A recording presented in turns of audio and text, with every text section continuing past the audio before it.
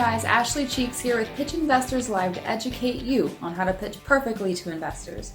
Today we're going to talk about the investor PowerPoint deck or presentation or slide summary that you need to make sure that you have ready for presenting to your investor. This is one of those documents that is going to be the fulcrum of all of your efforts. This is going to summarize the business plan but have more information than your one-page summary and include tidbits from your financials so that your investor can visualize every aspect of your business. This is an opportunity for you to put your pitch into a format that's easiest to digest visually and allows you to have a spotlight in discussing the points and nuances of your business while they're looking at the presentation. Investor presentations are usually delivered in person, though sometimes they can be done through a web chat or a screen share, and there's something that is used as a visual aid so that you can talk over the main points but give your investor something to look at. A lot of entrepreneurs make the mistake of cramming their entire business plan into a pitch deck, and that's not the purpose of a pitch deck. It's not meant to be the same information that's in your business plan verbatim. It's meant to be a different way to interpret it and understand it. We're going to talk today about 5 tips for developing a great presentation for your investor, and you need to know that this document comes dead last when it comes to developing all of your business plan, financials, and executive summary documents for a reason. The PowerPoint is not something that should be developed on its own outside of a business plan being done first. Your business plan is going to set the stage and give you the foundation needed to pull the right data points and nuances of information to put into your PowerPoint. So make sure your business plan is done first. With your PowerPoint, you need to make sure that there's a little bit of art and science mixed into the way you present it. You want it to be something that gives you a visual aid and talking points to go by, but you do not want it to be a script for you or a crutch in a way that takes away from your ability to talk naturally with your investor. We're going to talk today about how you can actually achieve that fine balance, and in general, it's going to become something that makes it easier for you to pitch. Not harder, not more difficult, and certainly not something that is a burden on you when it comes time to having those investor discussions. Sometimes you have to be careful not to have too many slides, too many words, too many images, because you'll end up crossing into that line of death by PowerPoint. So there's definitely a few specific tricks I'm going to show you that's going to make sure that your PowerPoint stays on track and does not miss the point with your investor. The first tip I have for you is make sure that your PowerPoint is independent of but complementary to your business plan. Your PowerPoint slide deck is not meant to be an exact representation of your business plan. If it were, you'd have a slide deck that was about 25 to 50 slides long, and it would be something that would be so cumbersome that no investor would want to look at it. Instead, you want something that's closer to the 10 to 15 slide range, and you want to make sure that it's something that's simply an aid for them while you are talking in person. Some people think that the PowerPoint deck is something that you send through to an investor for them to evaluate your business. However, that's not the way it's intended.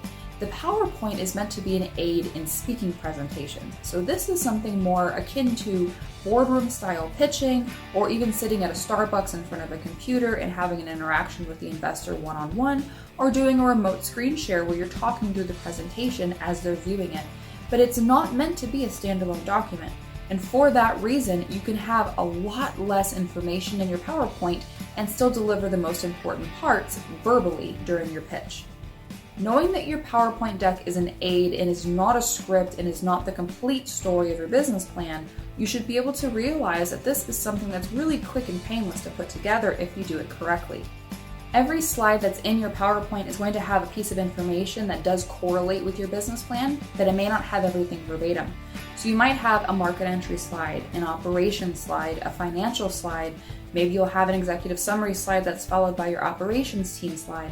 But you definitely want to make sure that it has a flow, that it covers generic points, and that it covers what your investor needs to see to understand holistically what your business is and what it's trying to do next as it grows. One important slide that you want to include is the use of funds breakdown, and at the very least put it in your appendix because you're probably going to get asked about this very directly. You need to be able to tell your investor during your presentation how their funds will be used in your business and why their funds are the right amount to get your business to where it needs to go. So they're going to say, why do you need $1 million and what are you going to use it for? With a simple table added to your presentation or a pie chart or something visual to show them where this money is going, you can help the investor visualize and understand why their money is going to be an asset in your business, how you're going to use it very carefully, very wisely, and within a specific budget. And that's going to help them understand what risk level they're dealing with when it comes to their cash. If you're using it 100% for marketing, or if you're using 100% for manufacturing equipment, that makes a difference in the risk tolerance for that investor.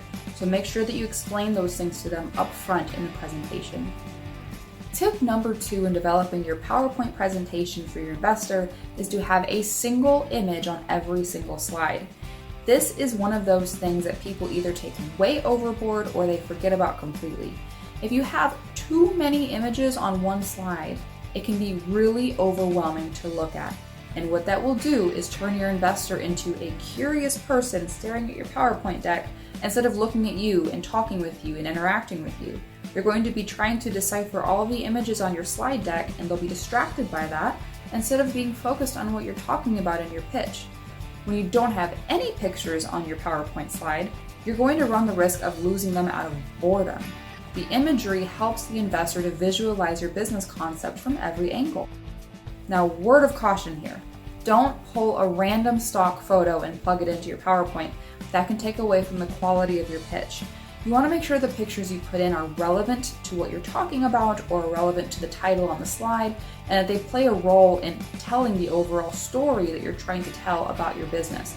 So please be careful and don't pull any random picture of a keyboard, or of a person working, or of a world in a stock photo with hands around it.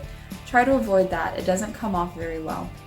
For your presentation, a picture is worth 1,000 words. So what might have taken you a couple of pages in your business plan to depict, you have an opportunity to show it in just a single image, and you should take that opportunity. This is something that's going to help your investor to digest everything perfectly when you give them your presentation. One small piece of advice about animations in your PowerPoint: if you have images that appear or disappear or do flip-diddy-flips because you're using the animation feature in PowerPoint, be really careful and subtle about it. If you use too much with movement and with animations, it can actually detract from the presentation quality. So I definitely recommend you use it if you can, but don't overdo it. The third tip I have for you is about the information that you lead with in your presentation. You want to lead with the best, most important facts that you have about your business. This means key facts like your revenue, the industry you're participating in, your asking amount, your business type. They should be on the very first content slide of your presentation. So title slide, table of contents, and then the overall summary. This is something very simple. You can do it in a couple of words per talking point, but essentially you're saying we are servicing the software as a service market, and we are targeting $3 million in revenue by year 2, and we're asking for $500,000 today in raise. That snapshot view helps your investor get grounded right away. So instead of going into a story and talking about who you are and where you came from and what your business is all about, which you do need to get into later in your presentation, you want to lead with, this is why we're here today, because that's what they want to talk about first. So don't bury those details. When you put it on those first slides, you help the investor to make sure that they understand why you're all talking together right now, so they don't lose interest. If you lead with your backstory and you explore the narrative of your business before you ever talk about numbers, asking amount, or just why you're raising capital, then your investor may lose interest and start trying to drive the presentation themselves. You'll notice this once they start asking questions like, okay, so what's the revenue? Okay, so what do the margins look like? Okay, so how much money do you need and why? And you'll find that they're pushing you to get to the points that they're interested in, and that happens when you're not driving it with their needs in mind first. So very first slide that has any important content on it should have the overarching summary of why you're here today, what your business is about, what industry it's in, and what the money is going to do for your business. The fourth tip that I have for your investor presentation is to take the Caveman approach when it comes to developing your slide content. The Caveman approach says that if you can't grunt out in a few words what the point of each bullet is, then you're probably overcomplicating it. When you're building your PowerPoint deck, you want to make sure that everything is as short, condensed, and concise as possible, which means you don't want to use full sentences on every slide. you really want bullets with a couple of key words after every bullet. So maybe a noun and an adjective, maybe a little piece of information statistically, but you really do not want to go and explain the full concept in writing in your PowerPoint. Those are talking points for you for when you're delivering your pitch. So they're not meant to be read, they're meant to be referenced. As you develop your presentation, you want to make sure that you have just a few bullets on every slide. 3 to 5 max is the goal and target. And then on the other half of the slide, have a nice image. That way you have just a few words, a good visual, and keep it that simple. Just because you have dead space on your PowerPoint, it doesn't mean that you have to fill it. Your investor wants to listen to you talk and just kind of see things that validate what you're saying on the slide, but that doesn't mean they want to read the entire slide. If they wanted that, they would pick up your business plan, not your pitch deck. So make sure you're using that pitch deck as talking points, make sure the Caveman Approach checks, and if every single bullet point on your slide can be summarized in a couple of grunts, oh, market entry, oh, this is revenue potential. If that's something you can accomplish in every slide, then you've done your job and you've done great. Do not try to put in too many bullets, keep it short and simple, and make sure your overall slide count stays as low as you possibly can keep it.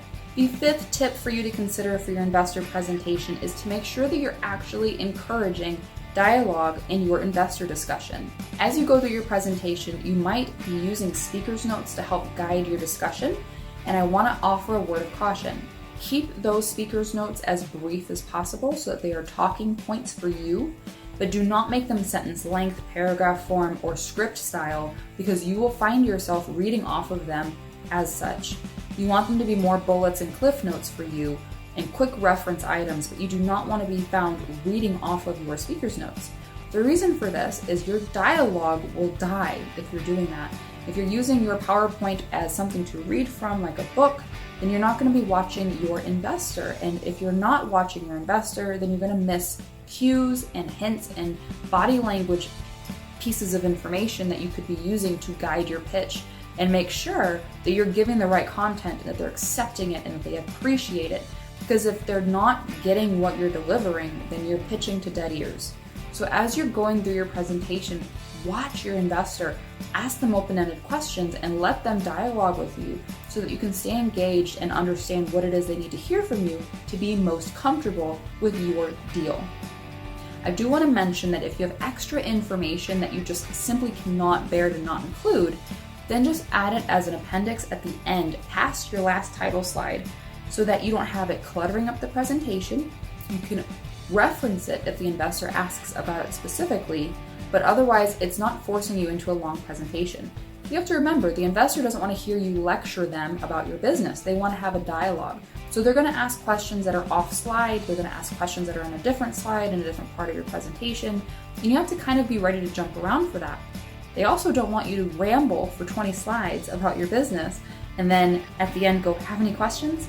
Because of course they have questions. They've been listening to you for 20 minutes and they have 100 questions. So you want to build into each slide a brief Q&A session so that they have an opportunity to get that from you.